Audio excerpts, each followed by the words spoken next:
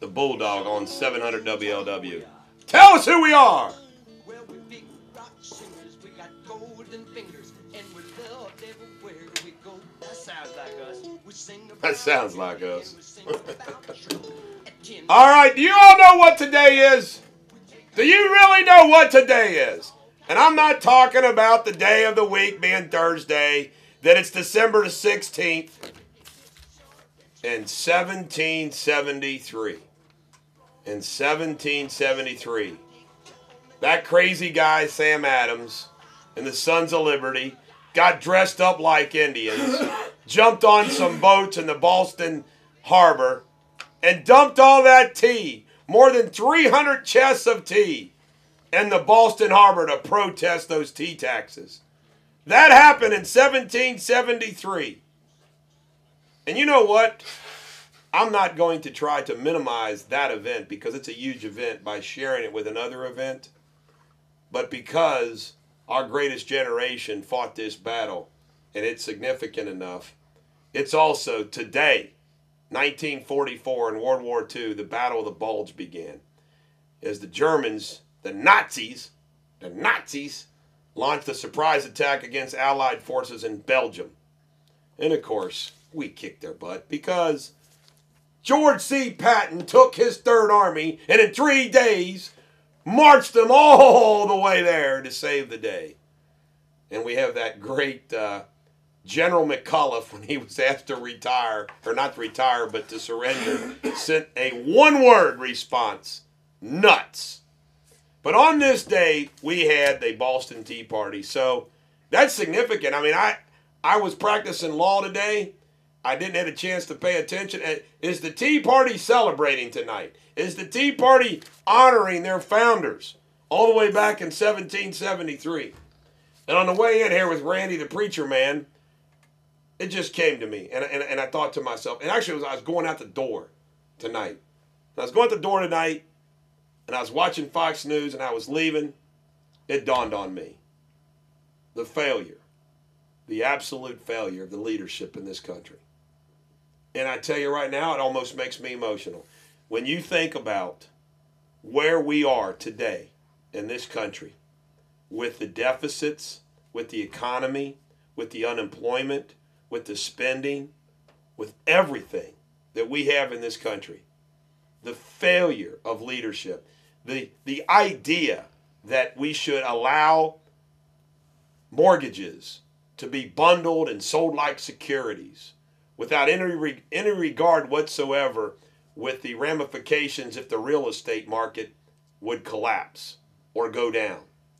You know, the failure in leadership. You know, a soldier, a very important soldier throughout time, has been the sentry. He's the one that stands guard at night when everybody else is sleeping. That sentry has to stay awake, be vigilant, and pay attention. Does he not? Aren't leaders supposed to have vision? Aren't leaders supposed to look forward? Aren't leaders supposed to anticipate? Isn't that what great leadership is supposed to be? Is it not?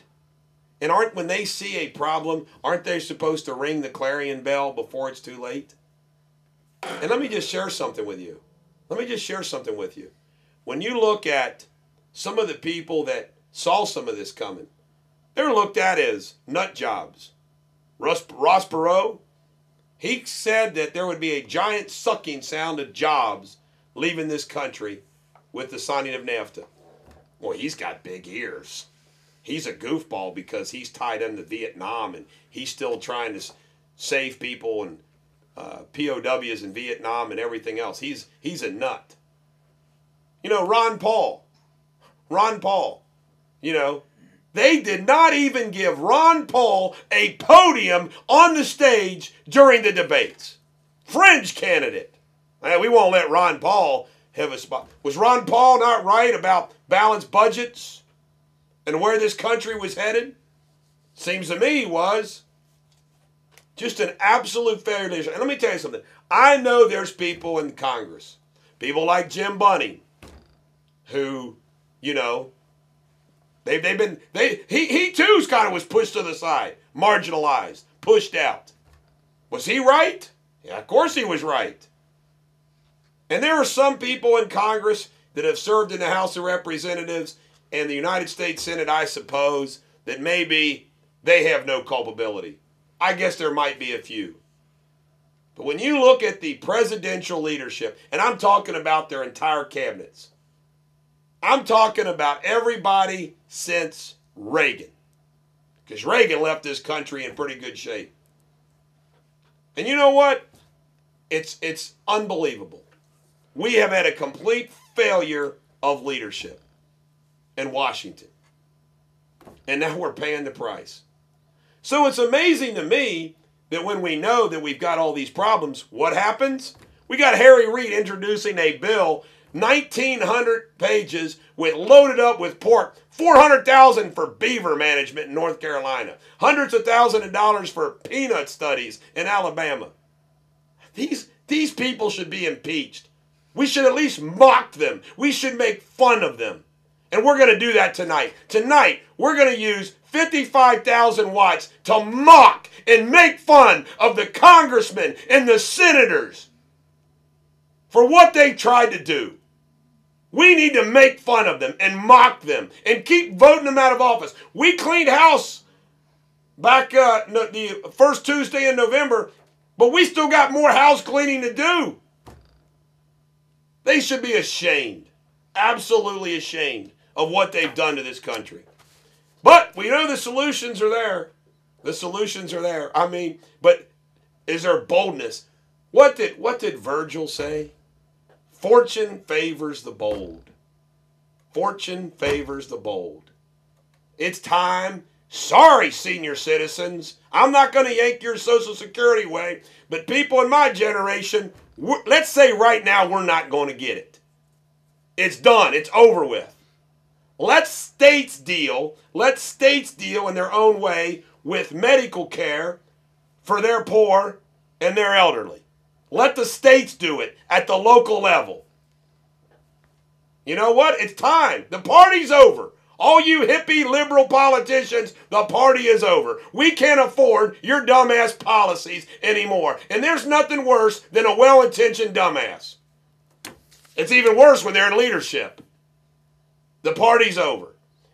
And the tax code. Are you kidding me? Are you kidding me? We're going to continue to accept this tax code. Are we going to accept it, Bulldog Nation? Are we going to say, politicians, let's have a deduction for this, and let's have a tax credit for this, and you can deduct this, and this is the tax rate for this. And that. Are you kidding me? It's time for a flat tax. It's time for a national fair sales tax, a combination of both, nice and simple, and watch this economy roar. Are you with me or are you against me? 513-749-7000. 513-749-7000. 1-800-THE-BIG-ONE, pound 700 on AT&T. I'm rolling the Bulldog on 700 WLW.